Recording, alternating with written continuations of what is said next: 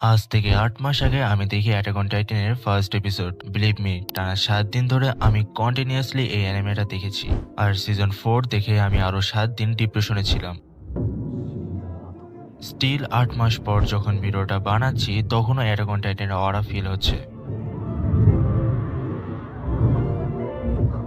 এওটি কেন must watch anime? সময় নষ্ট না করে সরাসরি বলছি। Unique story and world building পুরোটাই মাখন।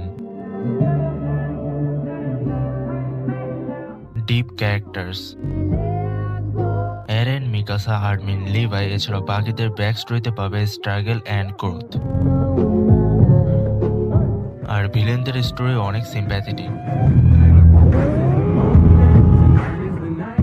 এই বিষয়ে আরো ভিডিও আসবে। ইমোশনাল ওয়েট, প্রতিটি ডেথ মিনিংফুল, প্রতিটি friendship, betrayal, sacrifice meaningful. Action and animation quality.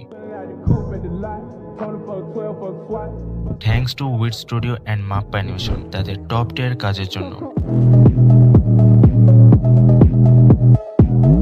Philosophy and realism, Hajime ইসামায়ের বানানো অ্যাটাক অন টাইটান তোমাকে এমনভাবে অ্যানিমেটা দেখাবে তুমি কনফিউজড হবে কে ঠিক কে ভুল। তাই তোমার একবার হলেও এওটি দেখতে হবে। যদি তুমি আগে কখনো অ্যানিমে না দেখে থাকো তাহলে আমি তোমাকে বলবো এওটি তুমি আগেই দেখো না। আগে ডেথ নোট, ফুল মেটাল অ্যালকামিস্ট সহ নিচের অ্যানিমেগুলো দেখো। তা না হলে এই সকল অ্যানিমেতে থাকা ফোর শ্যাডোগুলো সম্পর্কে তুমি কোনো ধারণাই পাবে না। যাই হোক, এওটি রিলেটেড কোনো কিছু জানতে চাইলে কমেন্ট করতে পারো। আর যারা অলরেডি এওটি দেখে ফেলেছো তারা কমেন্টে বাকিতে ইন্সপায়ার করতে পারো।